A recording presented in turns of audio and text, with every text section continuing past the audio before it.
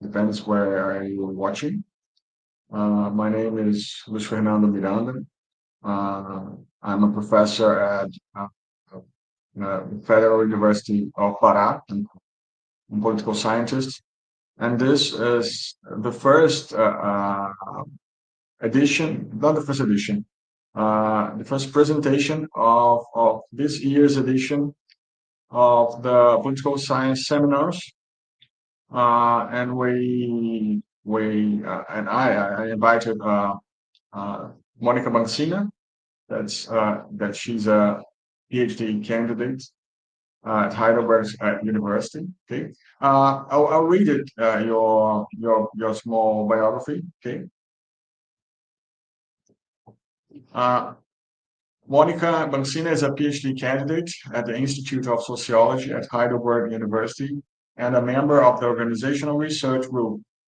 With a foundational background in comparative politics, her current research focuses on the factors that influence the reporting of misconducting in organization and development of measures to strengthen the speak-up cultures in organizations. She will present a work about corruption in Romania, about forget the word, Systemic. structural corruption in Romania. And I invited another friend to debate. And she's called Paulina Alvarado Goldman. Okay. Paulina is Masters in Public Policy from Johns Hopkins University, and a Master's in Data and Information Science from the University of California, Berkeley. Paulina Alvarado Goldman is the founder of the CEO of Capacity Building and Policy Expert LLC, recognized as a thought leader and strategist in the nonprofit sector. She founded her firm in 2007 with the goal of providing specialized consulting services to nonprofit organizations, academic institutions, and government agencies. Her expertise focuses on institutional strengthening, change management, organizational redesign, and infrastructure development. Additionally, she serves as an adjunct professor at Rider University, where she teaches courses on public policy, public administration, and government. Monica, Paulina, to be brief, I invite Monica now to present her work. Okay, that is called How to Analyze Systemic Corruption. It's not structural corruption, systemic, the correct word. The case of Romania. Okay, Monica, you may present now. Thank you very much, Luis Fernando. It is my pleasure to be here and an honor. Thank you very much. I do have one question. I do not have any more control of the PowerPoint. Lovely. Thank you very much. Can you go to the next slide? How can we go? What can I press in order to go to the next slide? Perfect. Thank you very much. Yeah, the next slide is perfect. This is a project that I'm working on with my supervisor, with my professor Markus Pollmann, on the systemic corruption. Now, I would just like to highlight the fact that I do have a political scientist background, but I am doing this research within the sociological aspects, within the research project of raising the speak-up cultures in Romania. That's why you might find some other aspects that are here present. So when we talk about systemic corruption here, we usually make reference to very complex networks with organized and coordinated practices.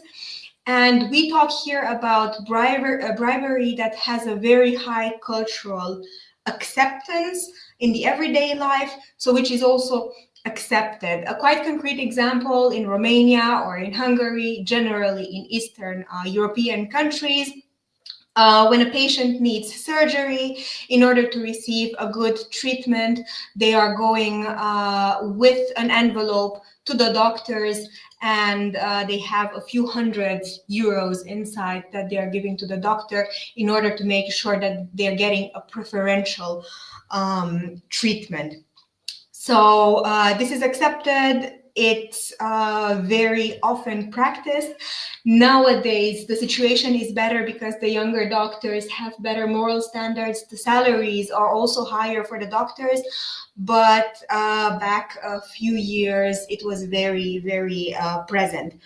So the acceptance of corruption and bribery is turned to a sort of normalization within the society. And we talk nowadays here of a norm rather than deviance from the norm, unfortunately. There are legal actors, organizations in various levels of the government, state agents, societal actors that are implicated. Thus, they are promoting corrupt action in a parallel manner.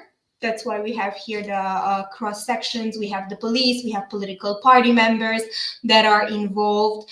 It is important to highlight that they are doing this in order to get personal gain. So they are making also abuse of their authority, of their power in this situation. And we mention a very strong institutional failure, as the population is used already to corruption in these various sectors. They have lost faith in institutions, they have lost trust in the judicial, in the legal system, and we can talk here about corruption as being systemic.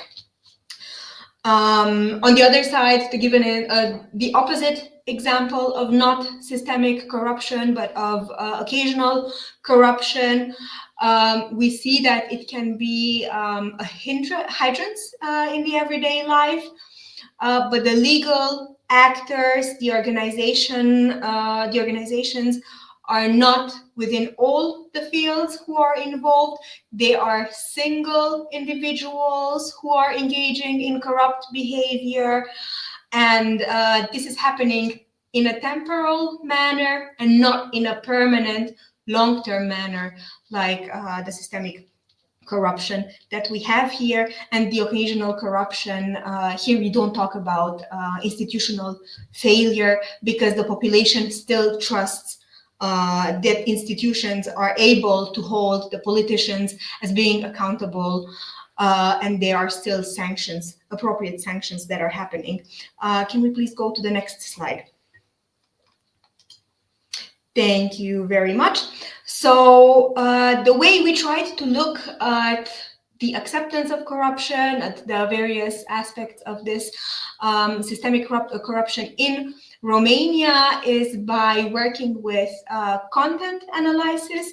We have been looking at a lot of newspapers, reports, interviews also, but mainly factorial surveys. From past research, my colleagues also worked with interviews. They have a lot of research that has been done in China, for example, with the elite, political elite, as well as the economic elite, also to analyze the systemic corruption there. And China has proven to be very prone towards systemic corruption as well. But with the factorial survey, we managed to look at how the individuals are taking decisions when it comes to a hypothetic misconduct behavior. If the individuals tend to report it, if they do not tend to report it, or why they tend to stay silent. So these factorial surveys are based on hypothetical scenarios that are built on real life misconduct behavior in organizations, because we work with speak up culture in organizations and with misconduct within organizations. And we always worked together with compliance to try to see which department is more risk prone and what type of misbehavior is coming more often. So, for example, embezzlement, bribery, but also sexual harassment, and the lack of reporting, as well as the reasons for not reporting. On the fourth point, we have also interactive workshops that we developed within the organizations, and here we tried to make bridge building exercises with the employees, where we gave them a strict set of rules. So we worked here with white collars in an international, in a multinational energy company.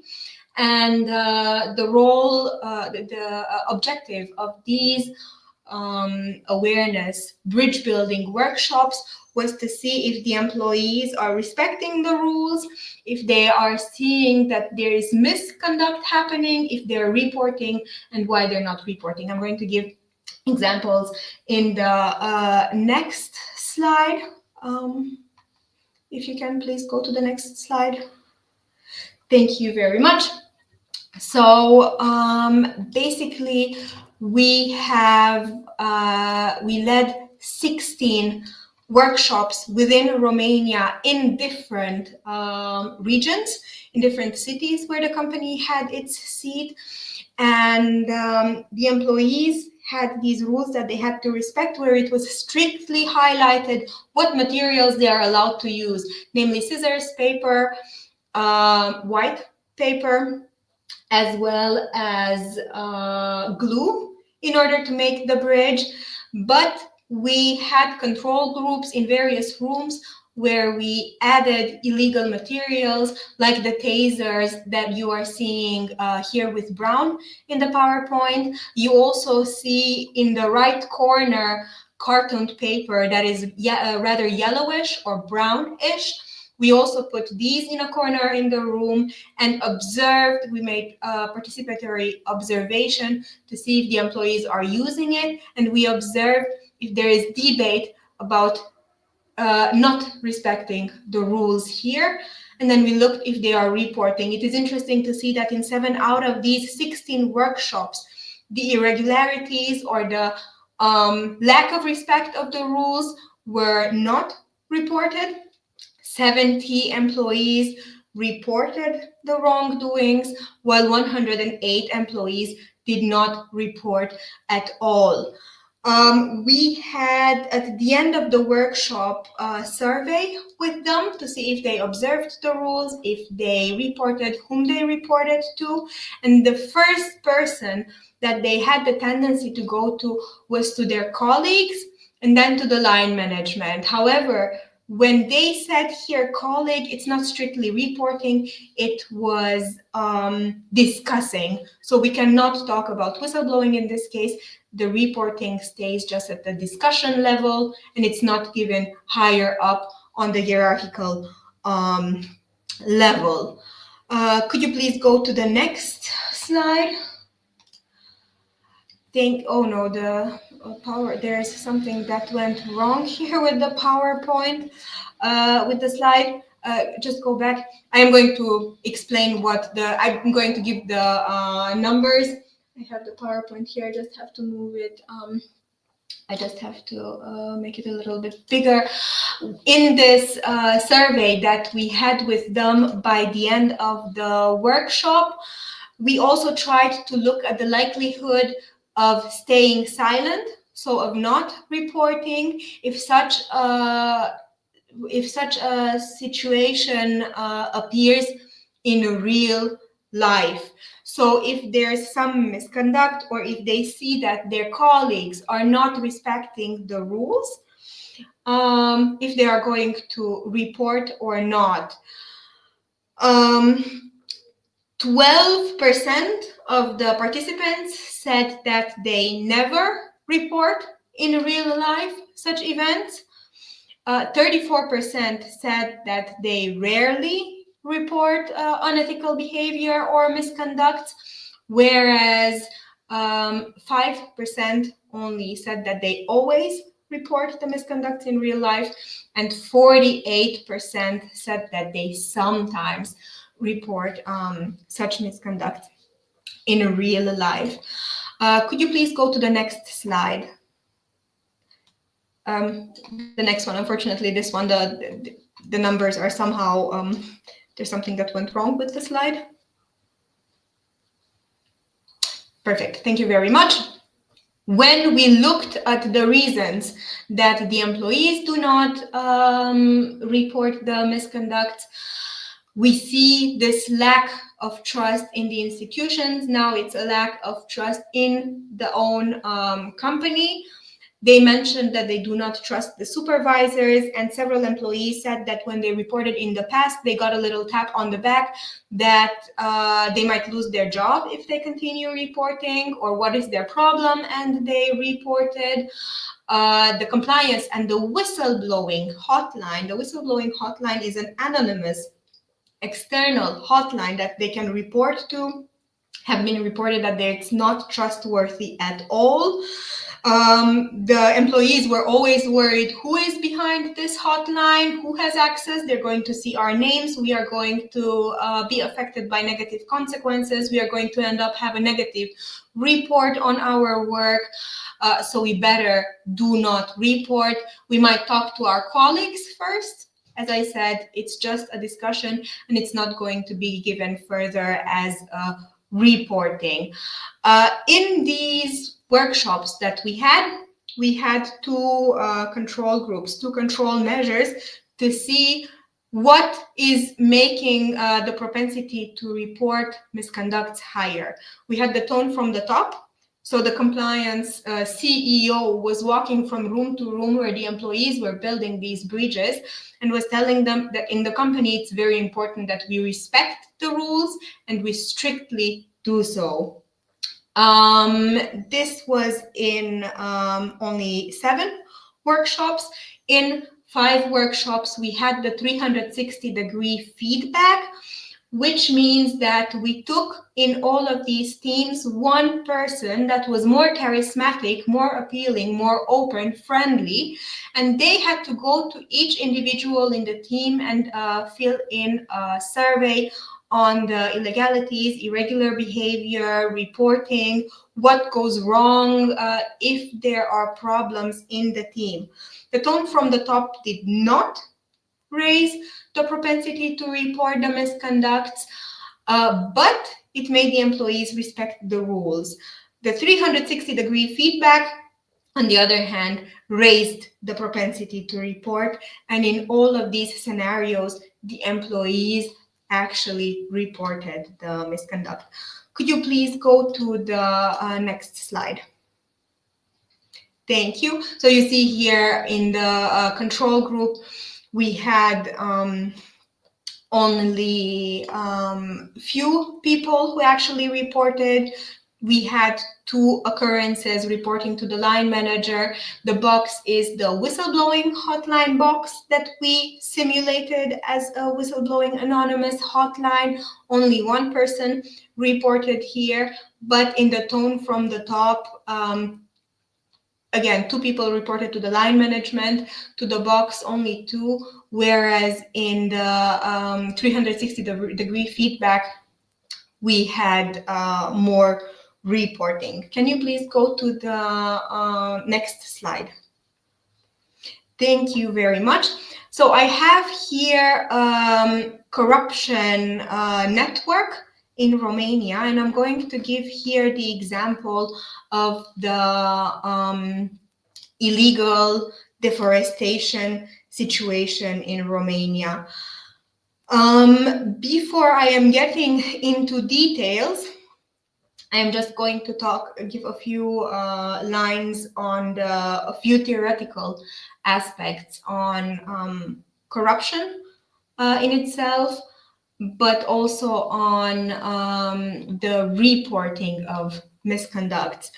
So we see that in the rational choice theory, for example, when we look at the criminal behavior, the actors who are involved in unethical or criminal behavior, they see this as a rational choice they are seeing the legal sanctions as risks by the agents, and they are engaging in this type of behavior when they see that the benefit is higher than the risk.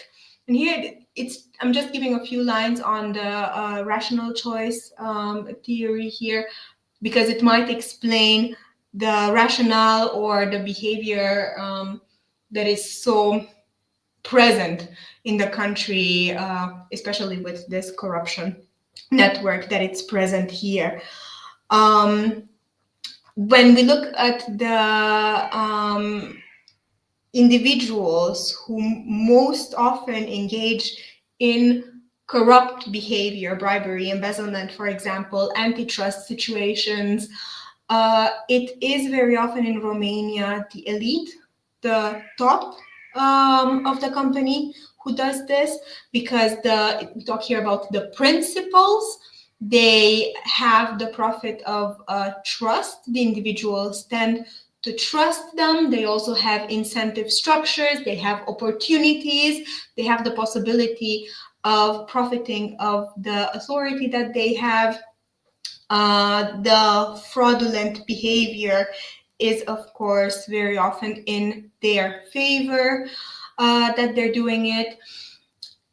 We have to make a little distinction. Sometimes they're engaging in unethical behavior for the organization benefit, so out of loyalty in order to try to save the company. Sometimes they are doing it in their own benefit and at the detriment of the company, so the company loses here.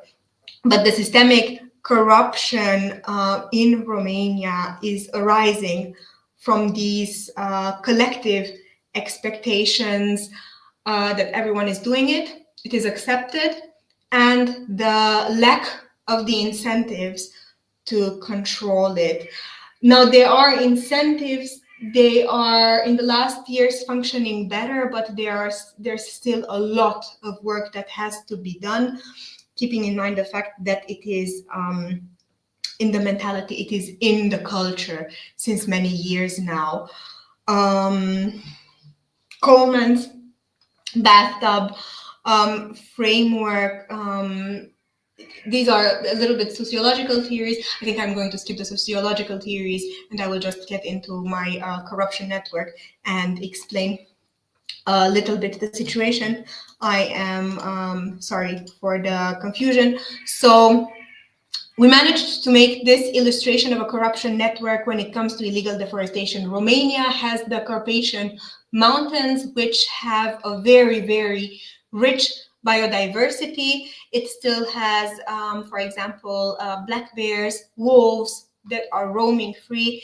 We don't have many countries in Europe anymore, unfortunately, that has a brown bear population or a wolf population. But in Romania, we still have this due to very rich virgin forests. And there's a very big problematic illegal deforestation situation here.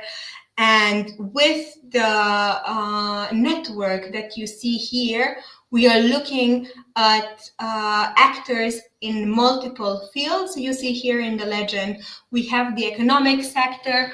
We have, here we only have one small aspect of it. The whole network is more complex, more complicated and bigger. We have three big Austrian companies. Here there's only one that is present, who are working with the National Forestry Office, which is called Romsilva, and they are in charge of the decisions of cutting timber illegally. So we have here, you also see the political sector, the judiciary, but also the police. We do not talk about clear cuts as single events, but we talk about cuts that are happening again on a long term in a permanent manner.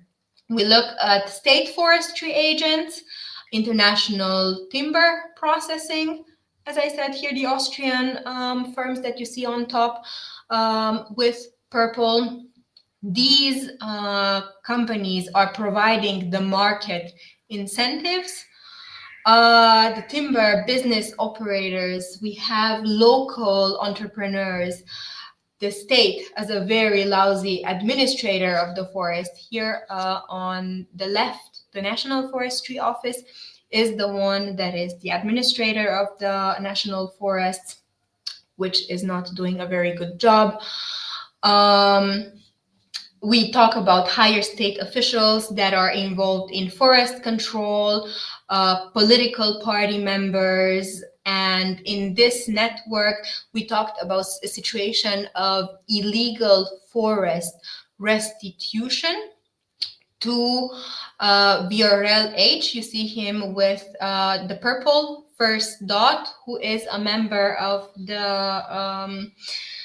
our version of Partido dos Trabalhadores, the Social Democrat Party, but it's the Romanian version of it, so to say.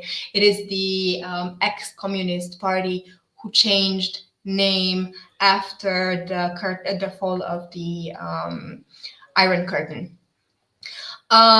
He works hand in hand with another party member, and he has been also offered a big amount of illegal forest land, and together they bribed one of the judges. You see here with yellow, orange, I'm not sure what color it appears, I think it's yellow. They bribed the judge with 10,000 euros, and in the end all three individuals have been charged for this illegal forest restitution case. Now, they are all having links to another political member of the same political party, who is additionally an ex-senator in Romania and his father-in-law of one of the ex-prime ministers, whose name is Victor Ponta, who has been several times accused of corruption and also, among others, of plagiarism with his PhD dissertation. Anyhow, another example down here is one of the mayors who is also involved within the country, that is managing the forest railway, meaning that here they have the monopoly on the transport of wood that is harvested from one of the regions, and they are trading with some other companies.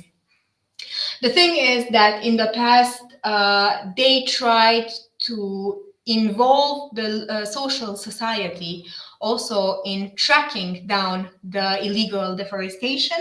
So you have to imagine that there's the timber that is being cut. It is illegally marked with usually paint on the bottom of the growing tree. They cover it back with earth. The individuals know where they have to go. They cut the tree, they load them on trucks, and they're bringing them in the deposits. Now, when they're cutting the timber, the legal and the illegal one get mixed in these trucks, and one cannot follow anymore what is legal, what is illegal, what comes from where. You have species, you have rules that have to be respected when they're cutting the timber. You have special species that are not allowed to be cut, a lot of standards, and they tried to involve the civil society in this tracking of illegal timber by making an application where one could follow the immatriculation number of these trucks and call the police if they see that the certificate is not correct, or if they see that the truck has not been loaded according to the rules. And many individuals actually called the police, and they witnessed that even if the police officer tried to stop the truck, very often they got back a phone call from their superior,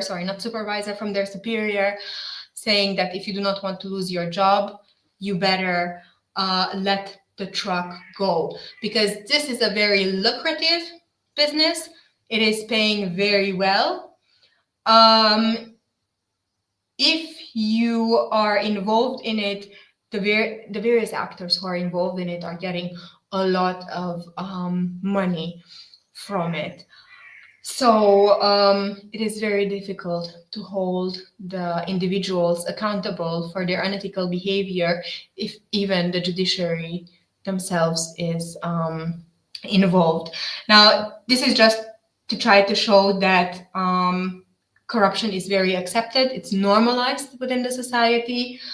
It is involving various levels, various sectors, individuals from all departments who are behaving in a corrupt manner. And can you go please to the next slide? Thank you. Oh yeah, here you do have the zoom in of the PowerPoint, but I think that with the video you were able to see it previously. Can you go to the next one, please? Thank you very much. With these workshops and the factorial surveys and interviews that we had in Romania, we have information that corruption is in various sectors very present with these various individuals. The individuals are engaging in unethical behavior for their own personal illegal gain. We did not gather concrete data that it's present in the everyday life. I am saying it more on the basis of the information that I have been reading, but from our gathered data from the project, we did not gather indeed information on that. And we did gather a lot of qualitative data from the individuals showing that they have a very big lack of trust in the institutions, in the organizations. They have a lot of lack of trust in compliance, judicial hotline, whistleblowing hotline, and the population at large doesn't trust the institutions in the country. Now, one important thing to mention on systemic corruption and Romania is that when one analyzes these factors, one has to also keep in mind the historical legacy of the country. We used to be a communist country until recently, and well, recently until the fall of the Iron Curtain. But during the corrupt times, the country was actually held on very tight ropes, so to say, and the various individuals were doing business under the table. I do you a favor if you do me a favor, making it normalized, making it again accepted. And with the transition towards democracy, it is still the elite that had to gain from this transition, again through corrupt behavior, and if one is used to engaging in unethical behavior, this is not something that changes from today until tomorrow, or just because the Iron Curtain is falling down. It is a cultural thing. It is in the mentality of the individuals, and we hope that the change might come with the future generations. But I think that my 30 minutes are up, and I thank you very much for your patience. Thank you very much for listening and for your attention. I think you can go to the last slide. Thank you.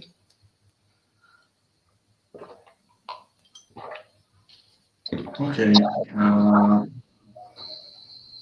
Thank you, Monica, very much for this presentation. It's the second time I see it. Yeah, I think that the study is very, very interesting. And when I watch a study about corruption that's not in Brazil, because I studied corruption in Brazil, it helps me to see how complex is the phenomenon and how international is the phenomenon. Yeah. I'd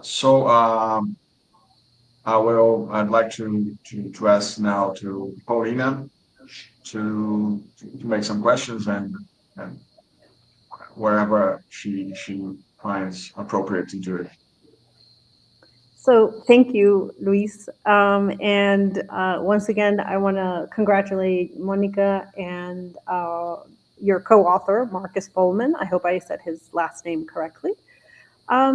With that said, there are many interesting points that are raised by the study that they have undertaken. And as we know, corruption flourishes in very specific contexts. It flourishes when institutions are weak or captured, when accountability is low, or the political and economic actors collude for personal gain. What's interesting about this study is that it reminds us that we have to be focused on the purpose of policies, procedures, and systems. Now, just as a reminder, policies, procedures, and systems really are designed to prevent, correct, or mitigate problems, and to stimulate positive outcomes that individuals cannot solve on their own because they have very specific characteristics in order to resolve them. They require collective action.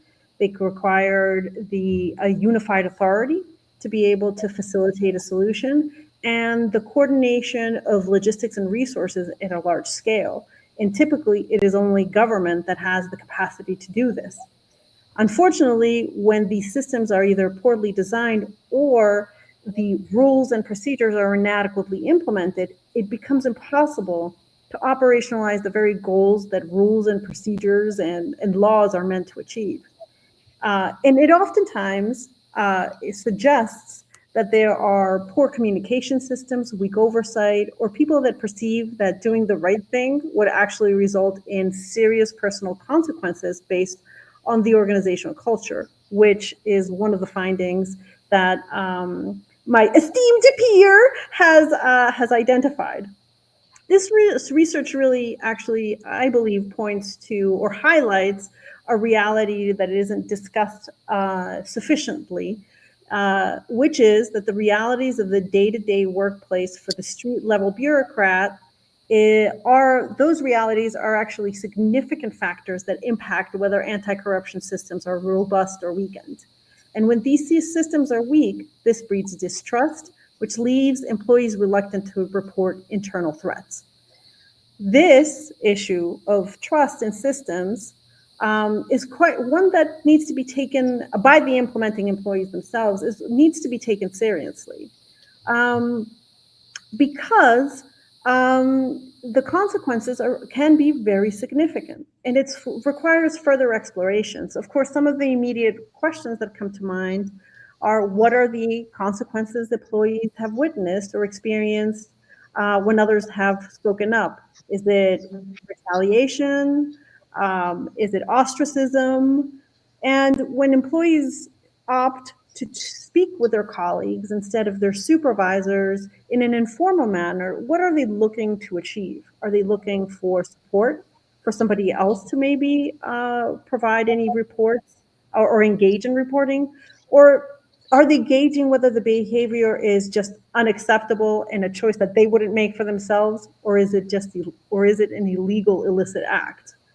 In other words, does the lack of reporting also reflect uncertainty about what constitutes legal wrongdoing versus doing things in ways that are different than how one would proceed?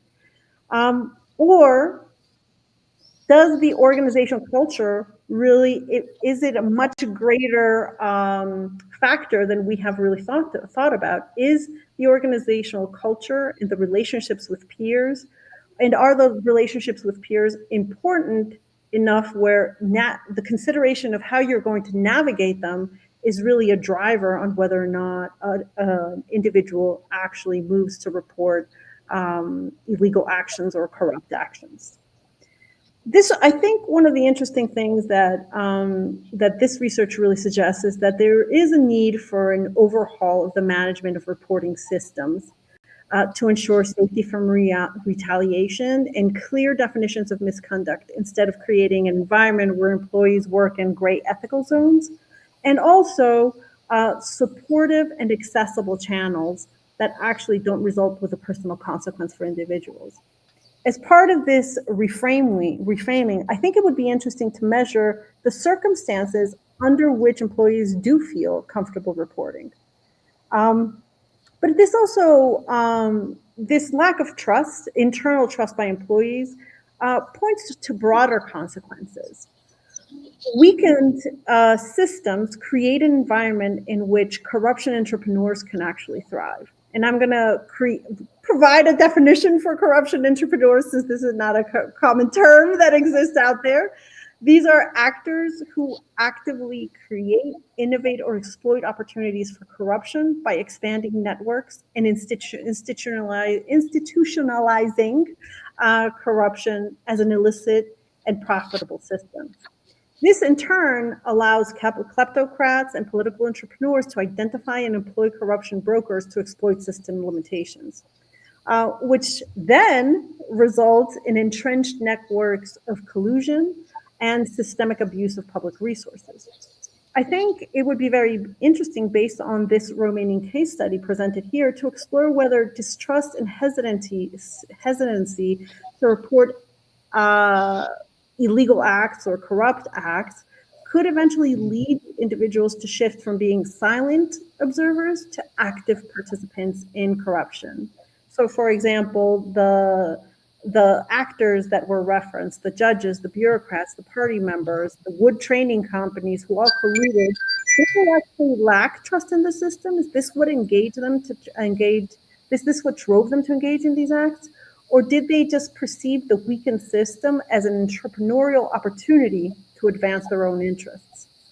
But I think we can't undermine this issue of, based on this research, the interpersonal dynamics and institutional weaknesses.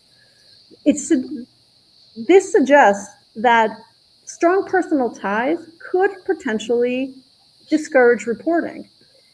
In environments where employees don't trust formal processes, do they turn to these informal enforcement mechanisms and address corruption through office politics, which is obviously not the most effective mechanism to do so, but it also raises the question as to whether internal mistrust in systems in the absence of meaningful oversight are really just gateways towards networks of corruption that involve all various important key decision-making stakeholders, including politicians, judges, police, bureaucrats, and business people. And are there specific fields of specialty that are more susceptible to corruption, like natural resources, procurement, construction? Also, could this correlation between organizational insularity really generate or prompt or spur corruption?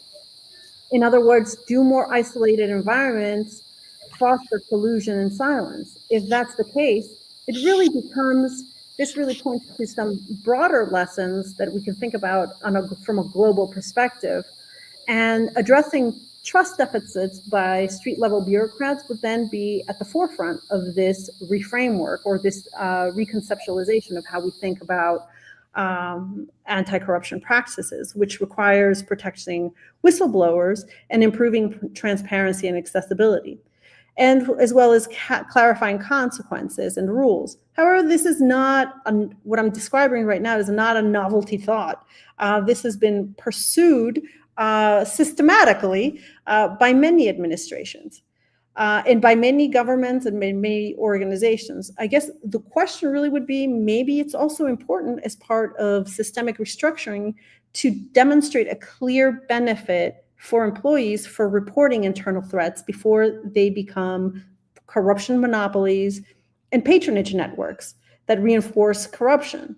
This could, in theory, strengthen checks and balances by reducing the concentration of power and increasing the touch points of controls, which seems, or based on this case study, is an essential component to making sure that there are additional checks and balances, so it's not all dependent on one person. Now, although this study focuses on Romania specifically, it does suggest that corruption is a structural issue and not one necessarily of a national character. Many countries struggle with systemic corruption. However, the question is, the key difference, actually, I would say, is how they respond. How do they strengthen oversight, and how do they build internal trust? This is why we should keep in mind that this is a problem, a global problem, where corruption thrives with weak institutions and with silence. And the challenge really before us is to build systems and cultures of accountability that make integrity the norm through easier implementation and stronger employee supports. Thank you. Thank you very much, Paulina. Can I go back to reply to some of the questions that I managed to write down? I see, but yeah. Okay, I will go blank. Thank you very much. It is a very, very good input. Thank you for putting it in such a great general, in a better perspective. There have been definitely a few aspects that I did not mention, and you highlighted it very well when it comes to looking at corruption, the aspects that are important to also highlight. You asked what are the consequences that the employees had to face within the company here. We have, actually, I have a concrete example in the marketing department in Bucharest. There is a lot of toxic management. This is one of the misconducts that has been very often actually reported. But the manager was the best friend of the wife of the director. The director's wife's best friend was the toxic manager in case.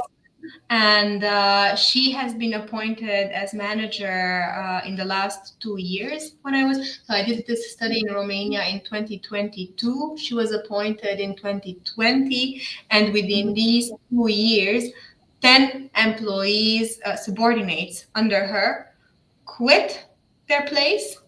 They raised their hand, they blew the whistle that there's a lot of toxic management happening, that she's forcing them to overwork, to work during the weekend. She is being very assertive, very extremely immersive in their private life. And nothing happened. There was no accountability that was taken. So 10 of these employees quit their job. Now they raised this question further to compliance, and the compliance cannot do anything because it's the director who is, well, the wife is also involved. This was one example of lack of accountability, but some individuals have been spoken if they wanted to lose their job, like they were warned that they were going to lose their job if they're raising the hand. Now the problem is that in some of the regions where these workshops took place in Romania, this was the biggest employer. And if you have, if you're above a certain age and you're losing your job, you have a family, you want to take care of the family, you might have to acquire new skills.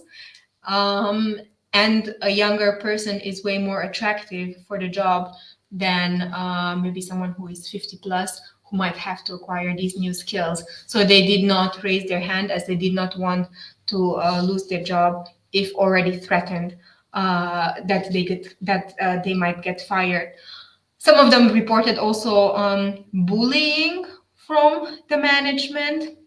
And one very important thing that I did forget to mention, there is, during the communist times, there was the secret police, and neighbors, family members reported to the secret police that, look, on Sunday, my neighbors are going to the church. Or look, I heard them on the street talk negatively about the Communist Party, and you were suffering political negative consequences. Now, back then, they were labeled as denunciators if they were doing this. And this label, they were afraid of getting it even nowadays if they were reporting on the colleagues on the non-ethical or illegal behavior, and they want to stay away of this denunciator label because of the comparisons of the past, when the people were telling stuff about you to the secret police. And this is also playing an important role in the culture, in the population in Romania. You also have generational differences. The younger people are less afraid to raise their hands than the older generations, exactly because, oh, if I lose my job, it's okay, I can move somewhere else, or I can find myself a new place in an easier manner. Now, you asked also, what do the employees look at, or why do they talk to their colleagues generally? This is part of the collective silence, and we talk here about, in sociology, about the diffusion of responsibility. So the more amount of people know about an unethical behavior or about a problematic situation, they hope that someone else tells. They hope that someone else is going to report it, or, oh, no, it's not only my problem anymore. They are aware of it. Maybe they are going to report it, but they're trying to give it further. It's like, I don't know, on the street, if someone gets beaten up, the people watch, but no one intervenes, because everyone hopes that someone else is going to do it. Why should I do it when they can do it? It is this cognitive psychological phenomena, that happens in this situation. And also within the work environment, they hope that someone else is going to say something. Also, by talking to the colleagues, it is they might look for solutions. What could I do, or how could I handle it? But it still stays as non-reporting. The culture, the organizational culture, you mentioned these relationships with the peers, how you navigate them, and the circumstances under which the employees feel safe to report. When they have this big lack of trust in the system, there's definitely an entrepreneurial opportunity. I like the way you put it, entrepreneurial opportunity. It was definitely very suitable, because it is true in this company, it was usually the top managers, or not top managers, but the higher level managers who were involved in unethical behavior. And they had the opportunity, they had the resources, they had the reputation of doing so. And when from outside one looks at these individuals, they see, oh, but he's a father or a mother of children, they have a family, they're a person like us, maybe they had problems, who knows, they try to sort of rationalize, relativize also the unethical behavior. And if this is also relativized, rationalized within the company, and the others see that, oh, we're trying to accept it, or if they're being socialized in the beginning when they're entering the company into, oh, you know, it's not that big of a problem, or bullying or sexual harassment, everyone does it. Or you should be grateful, they made you a compliment on how you're looking. They're learning from the beginning to accept it. And this is creating this organizational culture of acceptance of, okay, it's not that serious of a problem, why should we report it? Or they actually have a good reputation, I'm sure they had a good reason to behave in this way, or maybe they had a bad day and they engage into bribery, but it is creating a culture of it. Now, within the company where we had the survey, it is not one organizational culture, it's organizational cultures we talk about, because it's very interesting. Usually you would think that, you know, it's from top down that you have it, but here it was very different from region to region. So you had in the east of the country, which has a stronger influence of, I would say, ex-USSR. Regionally, it was more influenced by Russia, indeed. You have the mentality of people that just talk a lot and do little. And in our focus group discussions, many people said that, we reported it in the past. And when we looked at the judicial, at the investigations, at the compliance and whistleblowing reports, there was nothing. On the other hand, we looked in Transylvania. This belonged to the Austrian-Hungarian Empire. We had a different legal system. They had a different history education system, different mentality. You had more reports than in the east and in the south of the country. Now, the south of the country belonged to the Ottoman Empire. Again, different legal system that they were used to, different educational system, different levels of education within the country in itself as well. And it doesn't really help as much if you have the top management coming and telling you top-down different orders or explaining what the rules are, when you are used to behaving in a certain way, when you're socialized into behaving in a certain way the entire time, you're still going to do it like the others are doing it over there, regardless of the rules. And we had these three different regional differences. Did I answer these first three questions, or was I? All right, thank you. And you also asked if there are specific fields for corruption. I would say if you are looking at the political scandals within the country, they have been very extreme. Nowadays, they have been reduced, but in the past, the political aspects are very problematic, with not only one political party, but within several political parties. Construction, you mentioned it, it's one of the most corrupt fields also, but the entire timber industry also. Now, I don't have any statistical data from other industries. These are known cases of severe corruption issues. Were there other questions that I did not answer to? I'm very sorry. No, it was perfect.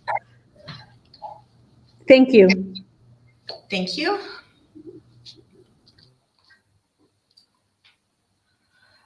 I see that I'm looking at the chat. There are a few questions here. There's one from Francisco de Castro Filho. If you had to build an early warning system for systemic corruption in Brazil. Perfect. Thank you very much. What Romanian indicators would you prioritize and why? If you're looking at this is, I think, also an aspect of democracy and democratic backsliding, but it also has to do with corruption.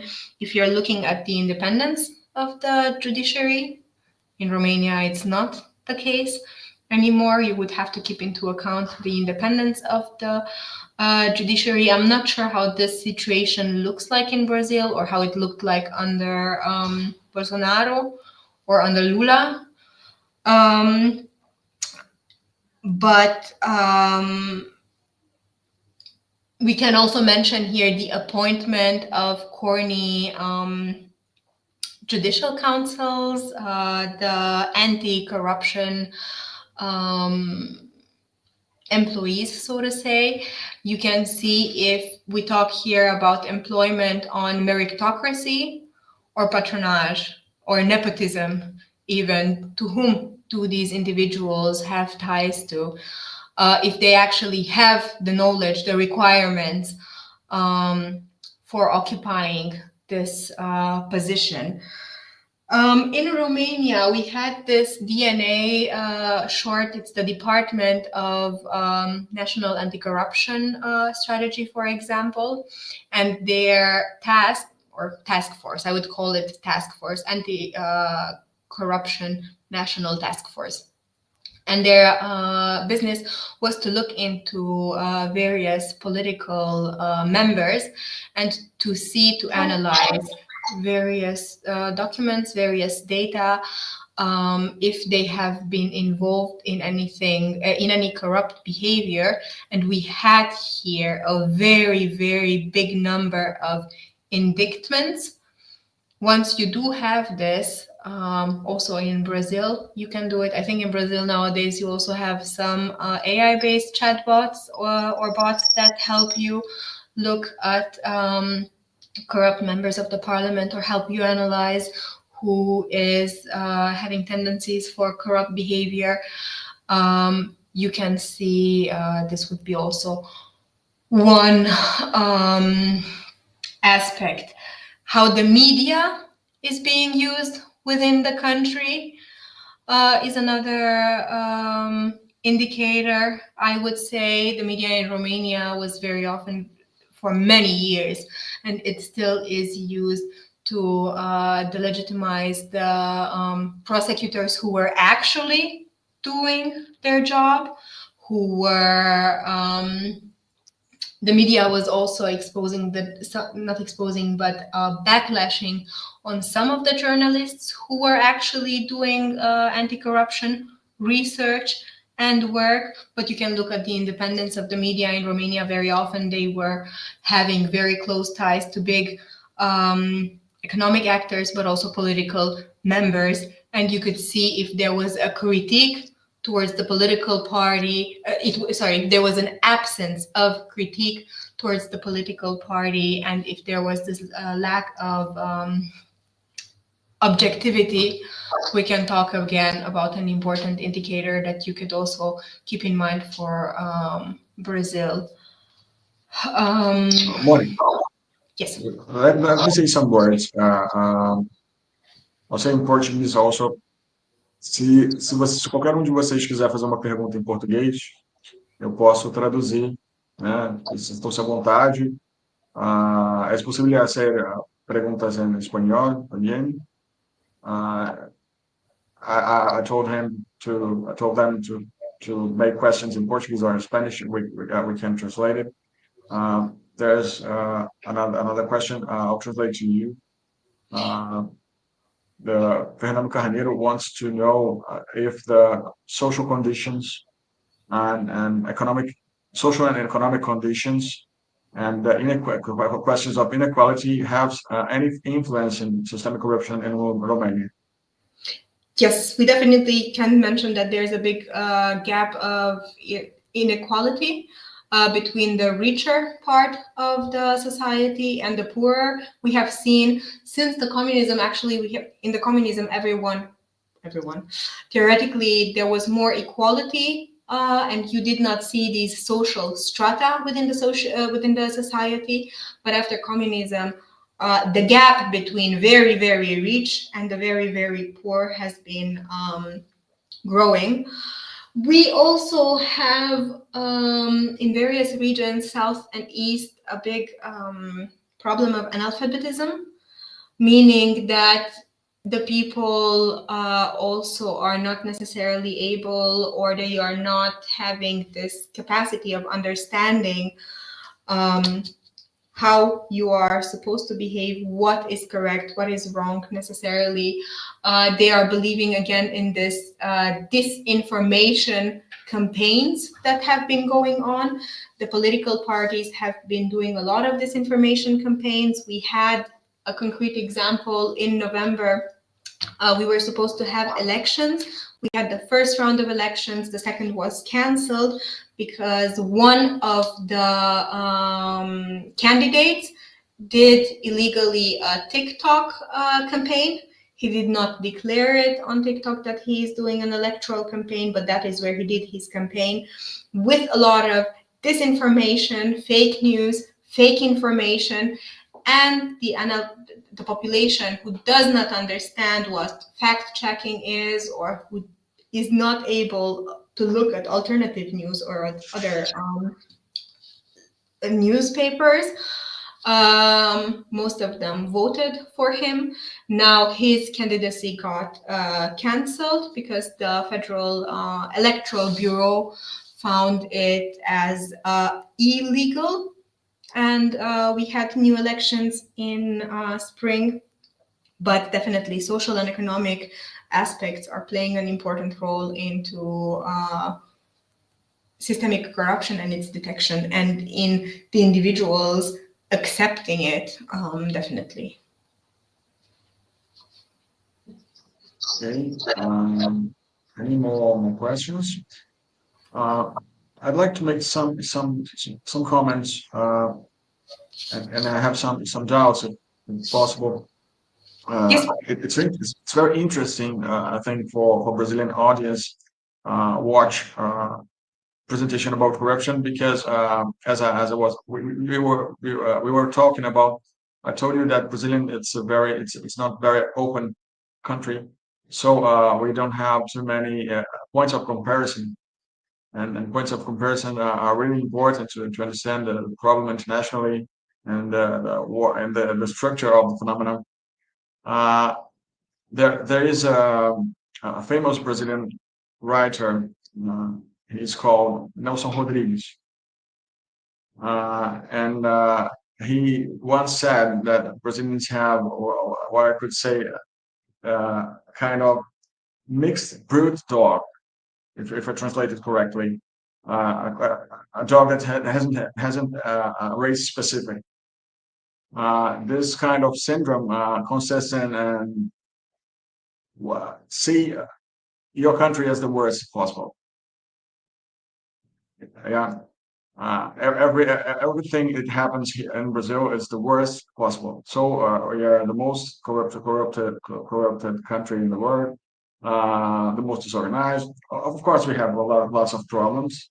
You know that. But in terms and comparison with other countries, Brazil doesn't perform as the worst countries or corrupted countries. This is not we consider this. We do not disconsider the fact that we have a lot of things to do to combat corruption. But saying this, I'd like to ask you how you could compare, if it's possible, compare Brazil to Romania, to political institutions, and the impact of our history, because you were told that the communist past make some lots of make some influence on the present history.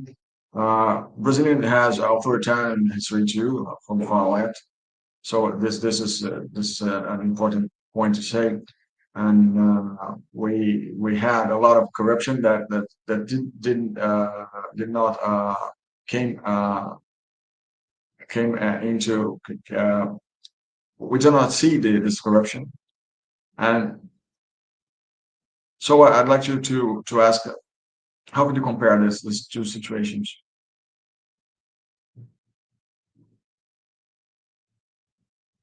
Thank you.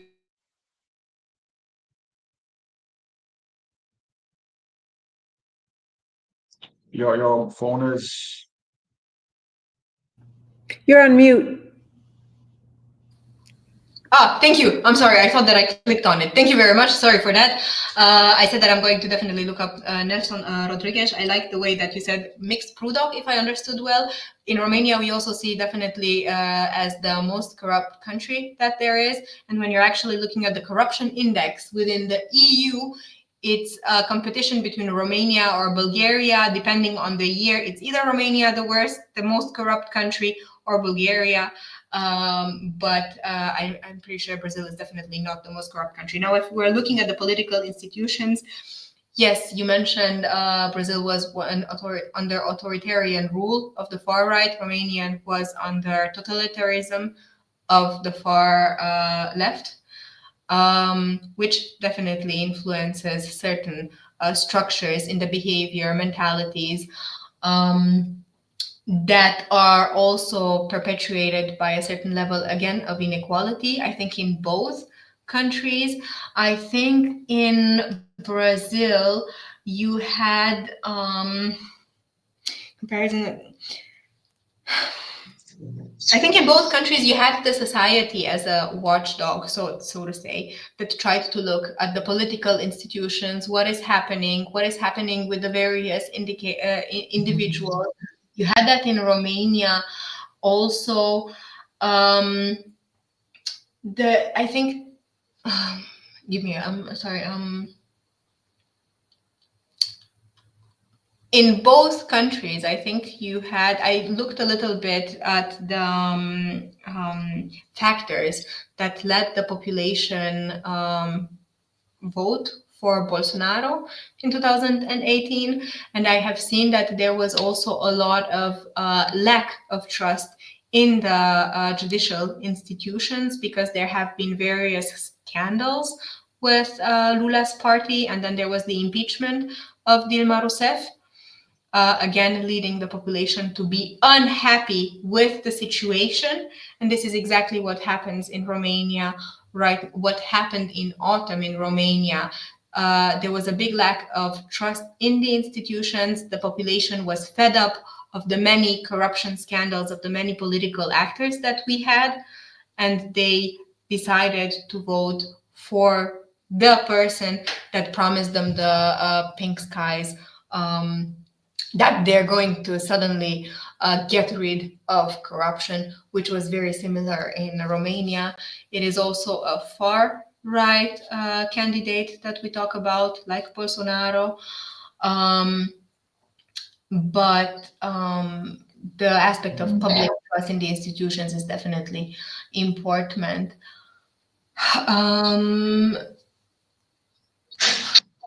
I am thinking of other aspects of that you could compare. I think that this big frustration of the political candidates that did not do what they promised, or they did not deliver on the electoral promises, would be another point that I would compare with both countries and say that they were very similar. If I can build for just a second on what she's saying. You know, every country that you go to, whether you go to Spain or to any other country, says, when you ask individuals or discuss corruption, they're like, oh, if you only knew all the corruption that is going on in this country. But the greater the, I think the issue that Monica touched on in her study and also alluded to in her statements, but I think is reflective in many other contexts, is that at the end of the day, the functions and purpose of government really is an essential and important element to think about when we contextualize corruption. And corruption inevitably is both a manifestation of an impediment of actually carrying out the purpose of government to advance the public good. And the more dissatisfaction that individuals express and suspicion regarding corruption, regarding their governments, the more likely that those government systems are not meeting the needs of all of its constituents or residents in an adequate way. And they're not solving those important issues that individuals can't solve on their own. And the surfacing of or the prevalence of corruption scandals exemplifies innate obstacles to being able to generate those day-to-day course corrections that individuals need to have good quality of life. And it's typically the more that countries feel that their government is corrupt, it's not only just that that there are significant scandals, but that they feel the effects and the consequences of having a government that isn't capable of actually fully responding to their needs. Yes, thank you very much. And on that, there's one more point of comparison that comes. It's the reducement of the legal reforms within both countries, the legal reform oversight. I think it was also very similar, and their apparent independence. It's very similar, I would say, in both countries. Now, I don't know how it looks now in Brazil nowadays, but with the Lava Jato case or under Lula back in the days, I would say it is definitely comparison points.